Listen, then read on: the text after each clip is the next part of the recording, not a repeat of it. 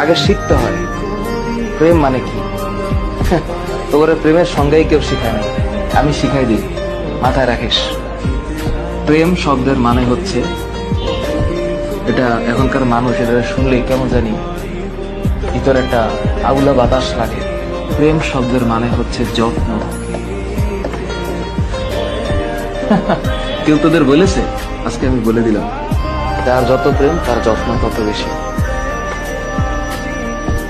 আর এর সাথে আর একটা টুকুর করে একটা শব্দ মাঝখানে লাগিয়ে দিলেই খেলাটা অন্যভাবে ভরে যাবে। এই যত্নের শেষে আরেকটা শব্দ আছে দায়িত্ব, আর যত্নের ডান পাশে আরেকটা শব্দ আছে শ্রদ্ধা। হ্যাঁ, আর যত্নের উপরের দিকে আরেকটা শব্দ আছে, এটার নাম হচ্ছে আরেকটা জিনিস।